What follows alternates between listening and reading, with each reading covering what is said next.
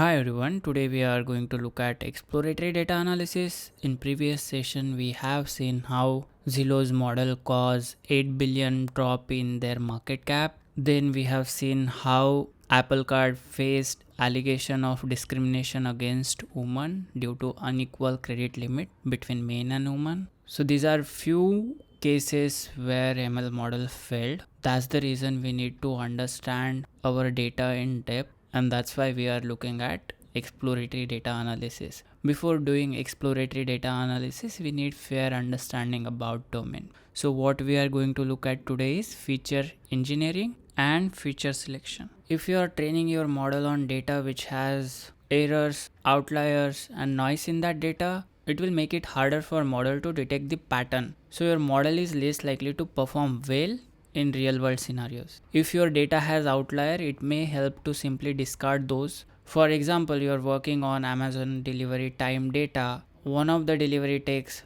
30 days, which is clearly outlier. You can simply remove that. It depends how much data you have. Let's say you have millions of records, then you can simply discard these records. Second, your data might have missing values. We have few options to deal with that. First is to ignore that feature altogether. Second option is that drop those records. And third is fill missing values. To fill missing values, one need fair understanding about domain. We will see few examples while doing case study how you can fill that. Most important part of ML model is coming up with good set of features, and that's the reason you need good domain knowledge. This process of creating new feature, we call it feature engineering. When we select few features from those, it's called feature selection, selecting the most useful feature to train the model. So that's what we are going to learn today. And to explore data, visualization is going to help us. Univariate analysis, when we are analyzing one variable at a time, we are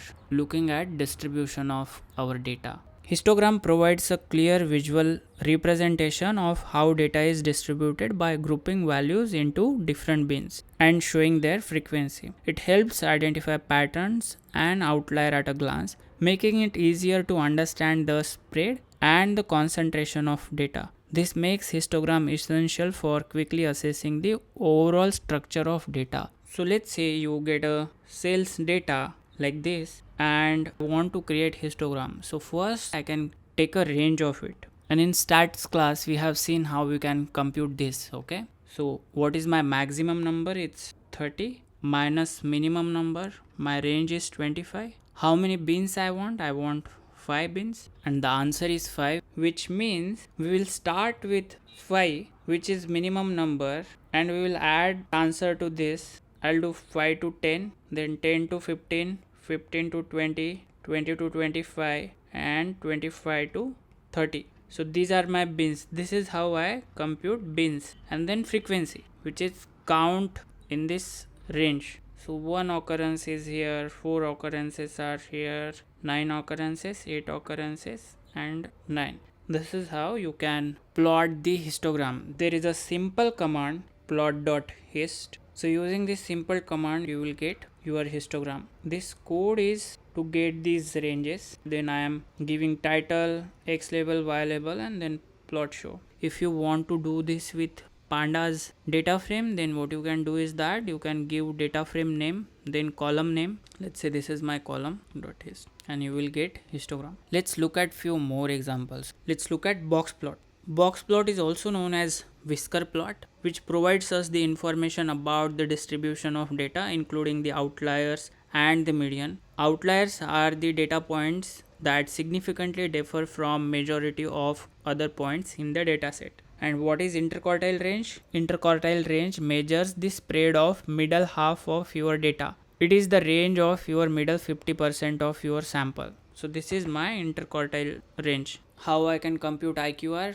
Interquartile range Q3 minus Q1. Box plot is a standardized way of displaying distribution. You can look at minimum value in the dataset, maximum value in dataset, then quartile 1, median, and quartile 3. Imagine that you are a head of credit card division at a large bank. Your primary responsibility is to make sure your customers are protected from fraudulent transaction. So the simplest method to identify potential fraudulent transaction is you can look at the outliers. In statistics class, we have seen how you can compute Q1, Q3, median. Then from that, you can get the maximum value, and whatever above this maximum value will be your outliers. We have seen that in statistics class, but I can give you overview here. Let's say I have this number 10, 12, 13, 15, 17, 18, 19, 21, 22, so and so forth. So these are 15 numbers which I have. This is my transaction data of a client, and I want to know the Q1. How I can do that? 0.25 into n plus 1. N is my 15, which means n plus 1 is 16. 16 into 0.25 is 4. So the fourth position will be my Q1. Same way we can compute middle value. So what is middle value? This is my median. Then this 24 is my Q3. And how I can compute this? 24 plus 1.5 into 24 minus 15, which is 9. So 24 plus 1.5 into 9, my answer will be 37.5. So this is my upper whisker, 37.5. And same way, if I compute my lower whisker, it will be 1.5. Whatever records outside that will be considered as the outlier. So I have 300 as an outlier for this particular customer who is doing $10, $12, $13 transaction. On an average, suddenly he makes transaction of 300. So my system will flag that. And now you know how you can compute the outliers using box plot. And using one simple command, we can plot the box plot. Okay, we will see that. Then density plot. So density plot, also known as kernel density estimation plot, it is useful visualization tool for understanding distribution of continuous data. Density plot provides this smooth curve that represents the distribution of data point, which helps visualizing the underlying probability distribution. These are particularly useful while visualizing the continuous data. It provides clear picture than histograms, especially for large data. We will see how density plot looks compared to histogram. I'll explain this code to you. I'm importing NumPy, matplotlib, Seaborn, giving style as a ggplot. I'm creating random numbers with mean 0 and standard deviation 1. I'm generating 1000 records here. Okay, so this is normally distributed data. Then I'm passing figure size, and in Seaborn, if you use this KD plot, you will get density plot. Then I'm passing color as a blue. Then I'm giving title name X, Y, and plot show. I can see the plot. Now I have downloaded some data from Fed.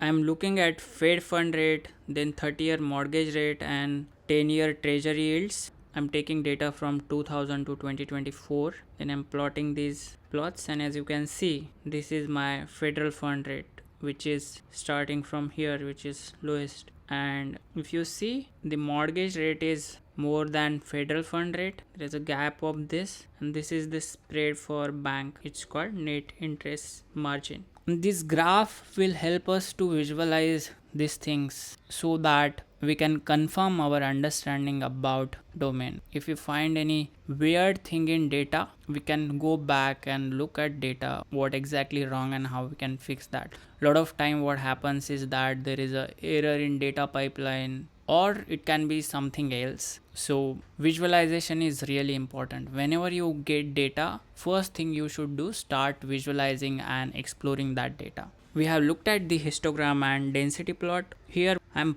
plotting density plot over histogram, and you can see there is a difference. This is the smooth version. Now let's look at the QQ plot. QQ plot can help us to assess if data follows a normal distribution or not, which is essential for many statistical tests. It helps to compare two distribution, then it helps with normality check and identify the pattern. If data has outlier, we can know that. This is my theoretical content line. If my data is something like this, which follows the proper normal distribution, this is also normal distribution. And if you see few records outside here, which means those are outlier, which is going above third standard deviation or below third standard deviation. So these are my theoretical quantiles, and this is from our data. We have talked about all these graphs in statistics class, but why we are going through this once again, because it's very important to understand exploratory data analysis in depth, and once you have good domain knowledge, then you can explore your data in much better manner, and that's the reason I'm giving you some examples. This graph is from our credit risk analytics case study. In bivariate analysis, we analyze two variables in conjunction. Here what we are doing, we are looking at FICO score for different grades, how score is changing with respect to the grades. And you can get box plot by giving your data frame name dot box plot and then column name. Here I am passing one extra parameter called grade so that I can do the univariate analysis. And you see for G grade, score is not going above 750, right? Because these people are not having good credit history, and you can clearly see. Then bar plot, here what I'm plotting revenue and profit after tax of Tesla, and you can see the clear trend of revenue and PAT, profit after tax. Then multivariate analysis, let's say we have multiple variables, how do we analyze that in conjunction? This is very helpful tool which we can have. This is heat map. Heat map is a graphical representation of data that uses color to display values, making it easy to visualize and understand complex data. It's a powerful tool for identifying patterns, trends, and correlation. Here we are looking at the correlation, and it's particularly useful for displaying large data set. By using color spectrum to represent data, heat maps provide quick and intuitive way to communicate insights and finding. As you can see in this data, my rates are negatively related with house price. What does that mean? Whenever rates are going up, people will start defaulting, and when people start defaulting, there will supply of lot of houses in market and house prices will go down. So you should be able to interpret these charts, and if you only understand this correlation from statistical perspective, you will not able to make this kind of statement. And that's the reason from beginning what I'm saying, having domain knowledge is really important. If let's say my data has some issue, I'll not understand anything if I don't understand this domain. Here what I can do, if I understand, then I can go back and look into data what is exactly wrong with my data. Here as you can see, CPI is increasing, my house price is also increasing. When unemployment going up, house prices are going down, and that's what you will see in real life. Now let's look at one more example of heat map. We are going to look at this correlation matrix. This is very helpful in portfolio analytics. I want you to answer one question, okay? If I add two risky stock in my portfolio, will my overall risk of portfolio increase or decrease? Most of the people what I have seen, they'll say increase, few of them might say decrease, but the correct answer is it depends, and it depends on correlation. If you are adding two risky stock to your portfolio, and if they are highly correlated with each other, then your risk will increase. But if those two risky stock are having negative correlation, your portfolio risk will decrease. And how? Let's say how we measure risk. We measure risk with standard deviation, how volatile my stock is. If both stock are very volatile, let's say market is going up by 5% and this stock is going up by 20%, this is very volatile with respect to market. But other stock is, when market is going down by 20%, this stock is going down by only 10%. If I'm adding these two stock in my portfolio, whenever is market down by 20%, my portfolio will not go down by 20%, because this stock will hedge my risk. And I can show you that while doing portfolio analytics case study, we will compute the portfolio standard deviation, and you will see that if there is a negative correlation, overall risk of portfolio will decrease. So this is my portfolio, okay? These are the stocks which are there in my portfolio, and I'm looking at the correlation matrix. If two stocks are highly correlated with each other, see here the Bajaj Finance and Cholamandalam, these two stocks, both of them are in banking industry. That's the reason the correlation is very high. So we will look at this, okay? In multivariate analysis, the next plot is pair plot.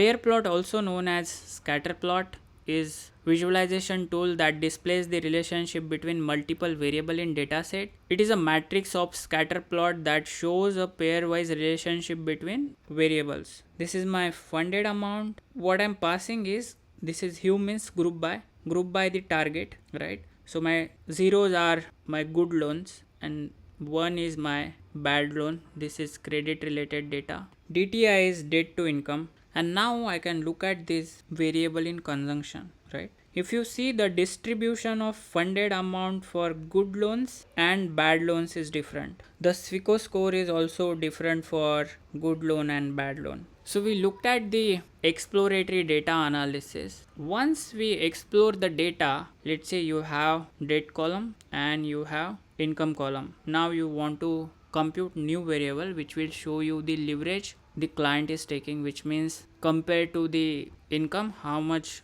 loan he is taking. So this is leverage ratio. There are different leverage ratios. Let's look at debt to income. What I'll do is that in Python I'll pass my data frame, and this is how I create new feature. It's called feature engineering. So we looked at the exploratory data analysis. Once we are comfortable with our data, if we want to create some new features, that is my feature engineering, we can do that. The next step is feature selection. And for credit related tasks, there is a library called optimal binning that will help us with feature selection. So feature selection will come from different statistical technique plus domain knowledge. Domain knowledge is really important. So I'm passing my grade, then my target. We'll see this in depth in credit risk. If you don't understand, that is perfectly fine. Okay. This is my categorical variable. These are my grades. This is related to optimal binning. In A grade, these many counts are there. From that, these are goods and these are bads. 3.69% are bad loans in A grade. Information value is 0.25. Whenever IV is between 0.2 to 0.5, which means this variable is making impact on my target. We can see the trend. Whenever the grade is going up, this is my A grade, B grade, C, D, and this is E, F, G clubbed. So whenever our grades going up, default rate is increasing. For EFG, bad loans are 34.65%, which is huge. So optimal binning will help us with that.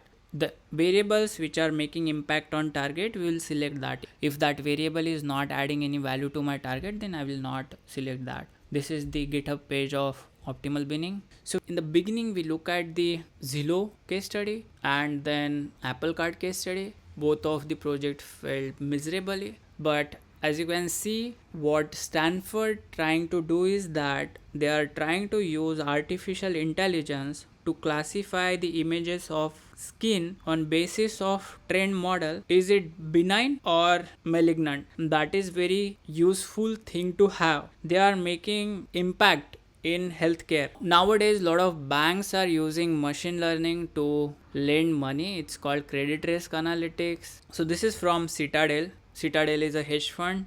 Commodity price changes when there is a change in weather. From agricultural product to natural gas, the changes in weather plays a key role in determining the price of commodities. We ask, what if we could forecast those changes better than anyone else? They can invest into those commodities and they are well informed. So this will help investor immensely. Let's say you are CEO of Nike and you are importing some rubber from Africa which require to make shoes, and the prices of rubber is fluctuating because of weather and you want to hedge those prices. So you will go into future contract. In finance, there is something called futures, using which you can lock future prices, and this kind of prediction will help you immensely there. So this is for hedging purpose. So in future also you will be able to buy that rubber at fixed price. Let's say your investment is 100 rupees and using that including all cost you are spending 80 rupees and your margin is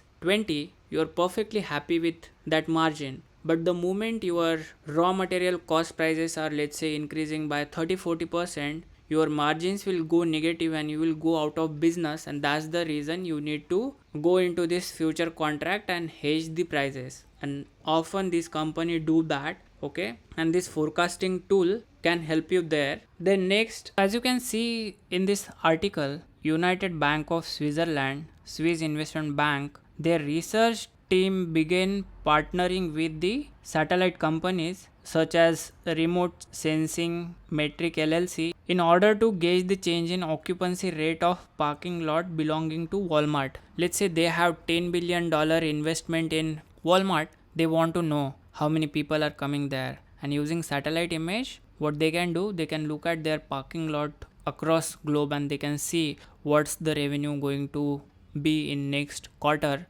and from that they can take their judgment about this investment. So machine learning is getting used in finance, it is getting used in marketing, it is getting used in healthcare, it is getting used in sports, it is getting used in politics, it is getting used across various domain. We are going to look at case studies from different domain. In next session we are going to look at supervised learning. We will recap regression model and classification model. Post that we will look at tree based model like decision tree, random forest, and at the end we will do case study. Thank you.